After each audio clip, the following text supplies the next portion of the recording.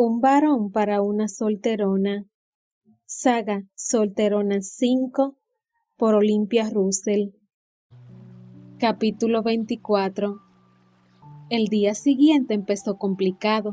Bueno, en realidad había empezado bien, ya que se había despertado muy contenta consigo misma. En su plan de resistir la atracción que sentía hacia Connor, había pasado el día anterior apartando de su mente todo lo que tenía que ver con él y con las relaciones íntimas.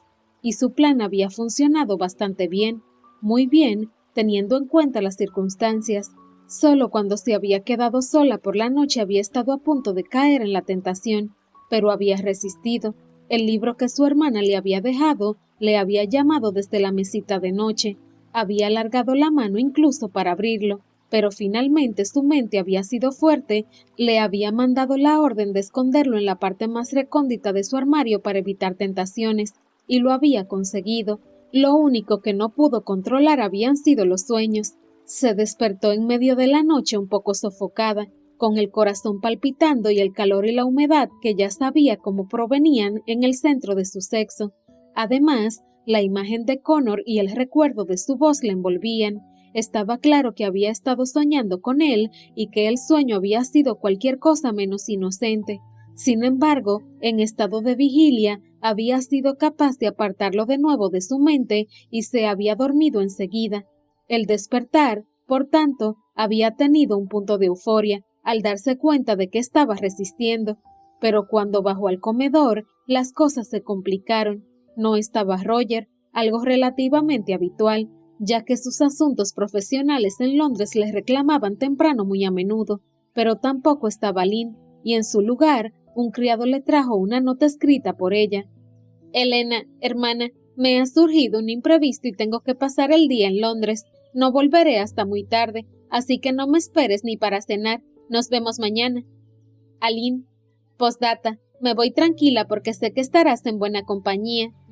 Elena hizo una pelota con la nota y la tiró enfadada sobre la mesa ante el asombro del criado, quien desapareció enseguida.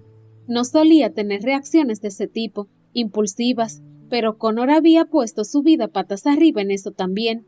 Quería a Lynn, pero le exasperaba hasta lo indecible que no le ayudara, sino que la dejara a expensas de Connor.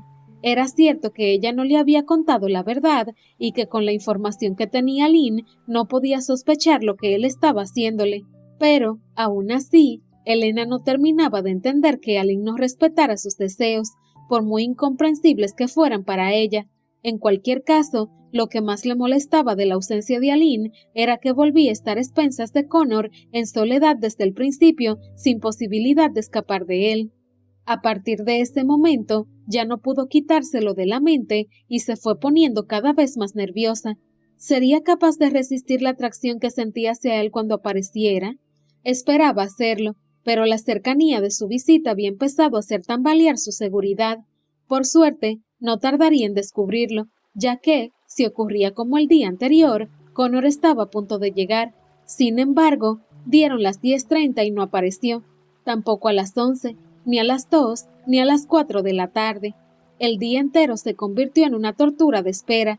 Cada vez que oía a los criados acercándose a donde estaba ella, su corazón se ponía a 1000, pero ninguna de las veces se trató del anuncio de la visita de Connor. ¿Era posible que se lo hubiera quitado de encima? A las 5 de la tarde, después de haber tomado el té con el corazón encogido, decidió que por aquel día había sido suficiente. Tenía que cortar aquella angustia. Decidió meterse en la biblioteca, coger un libro y empezar a leer. Si se concentraba en la lectura, en su mente no tendría cabida Connor. Entró a la biblioteca y decidió escoger un atlas de geografía, ya que era un tema que le gustaba. Aprovecharía, además, para recordar la lista de países y lugares del mundo, las capitales, los nombres de ríos y lagos. Un buen ejercicio para mantener la mente ocupada. Y lo consiguió. Se metió de lleno en la lectura y consiguió olvidarse de todo, tanto que no oyó los golpes en la puerta ni cómo ésta se abría, así que la primera noticia que tuvo fue su voz. «Hola, Elena, estoy aquí». Cuando se giró, sin darse cuenta aún de qué es lo que ocurría, tan absorta había estado, se encontró de frente con uno de los criados y con Connor, sonriente, imponente,